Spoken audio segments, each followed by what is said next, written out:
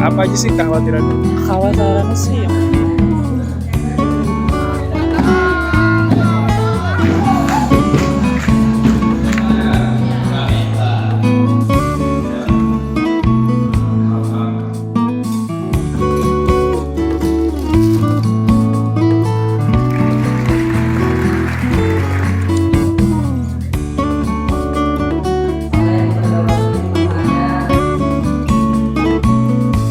Oke. Halo semua, apa kabarnya? Semua pasti sehat ya? Kemarin saya buat video untuk channel YouTube tempat kerja saya. Di video itu saya wawancarai satu orang mahasiswa yang pernah magang di perusahaan Jepang yang ada di Jakarta. Pas lagi cek hasil videonya, saya kaget banget karena uban saya banyak banget. Biasanya saya potong rambut 1 minggu sekali, jadi selalu pendek. Tapi akhir-akhir ini saya nggak ada waktu untuk potong rambut, jadi kelihatan deh ubannya. Sebenarnya saya udah ubanan dari SMA sih, tapi selama ini rambut saya selalu pendek, jadi ubannya nggak kelihatan. Terus kemarin saya beli power bank di toko online. Kalau di Jepang, power bank ini disebut dengan istilah mobile battery. Saya beli power bank ini untuk bintang atau istri yang suka main game. Mereka suka pakai power bank supaya masih bisa main game dari atas tempat tidur. Pas lihat di toko online, power bank ini kelihatannya kecil dan ramping. Tapi pas sampai ternyata besar banget. Baru kali ini saya punya power bank segede ini. Kalau dipegang, power bank ini udah kayak batu bata aja. Saya beli power bank yang kapasitasnya 20.000 mAh. Mungkin karena kapasitasnya besar, jadi ukurannya juga besar. Minggu kemarin orientasi untuk mahasiswa baru di tempat kerja saya udah mulai. Orientasi untuk mahasiswa baru itu namanya PKKMB atau Pengenalan Kehidupan Kampus bagi Mahasiswa Baru. Kalau zaman saya kuliah, biasanya mahasiswa baru pasti dimarahin sama seniornya. Sekarang orientasi model seperti itu udah nggak berlaku lagi di Indonesia. Orientasi ini diadain selama 1 minggu dan dibagi jadi 3 bagian.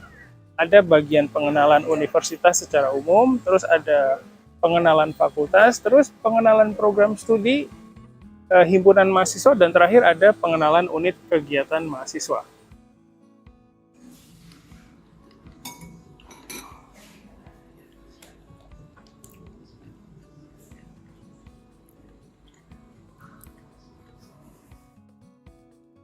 Oke.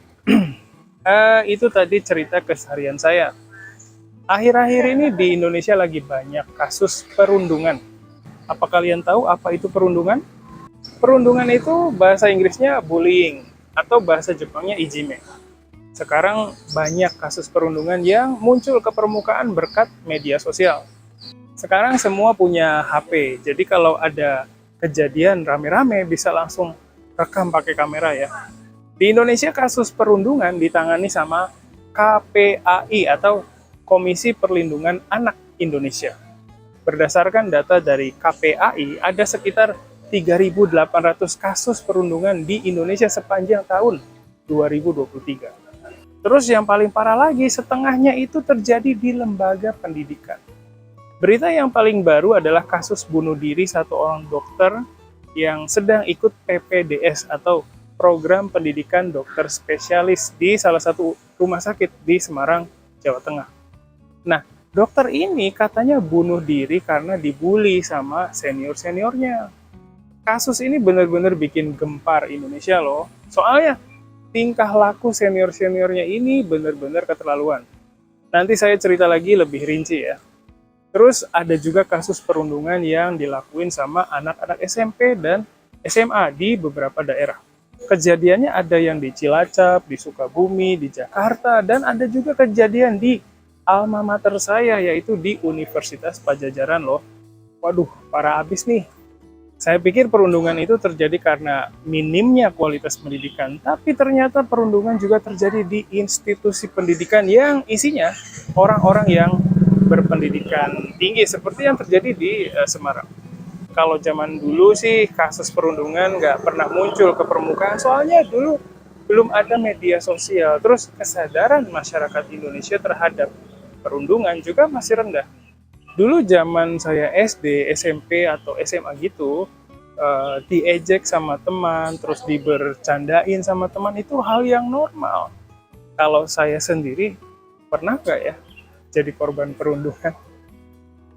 Seingat saya sih nggak pernah, atau jangan-jangan nggak nyadar aja kali ya. Dari data yang saya dapat di internet, katanya jenis perundungan yang paling banyak adalah perundungan fisik dengan persentase sebanyak 55,5%.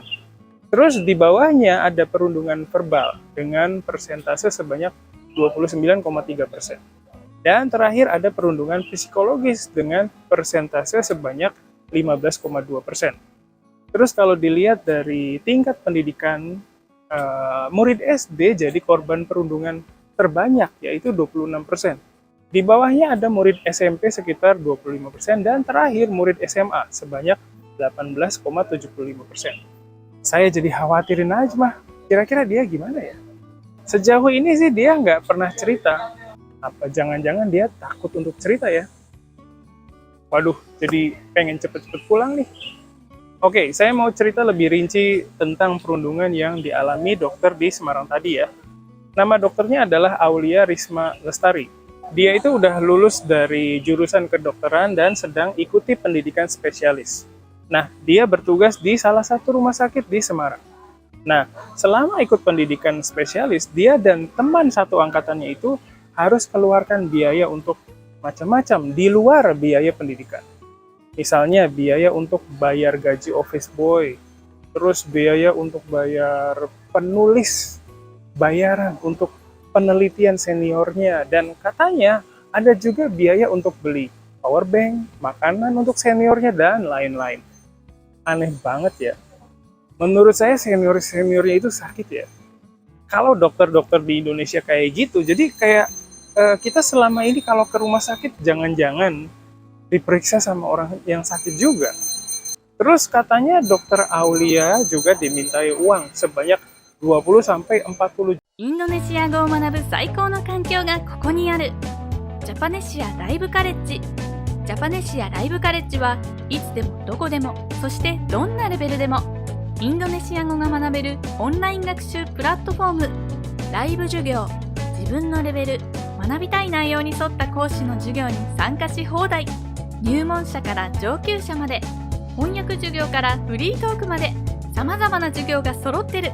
ライブ授業に参加できなくても後から動画がいつでも見返せます。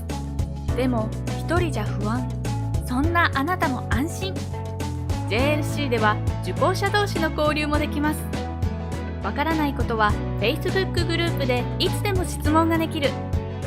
学習コンテンツ、多彩なコンテンツを手軽にオンラインでリスニング、日常インドネシア語アニメーション教材、語彙、文法、あらゆる教材が使い放題。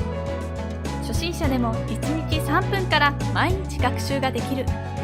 上級者にも検定対策したい人にも自分に合った学習コースが組める。インドネシア人と話したい、検定に合格したい、もっとインドネシアと近づきたい。 JLC はそんなあなたの願いを応援します。登録は簡単。新規登録から必要な情報を入力するだけ。いろいろたくさん、いつでもどこでも。ジャパネシアライブカレッジ。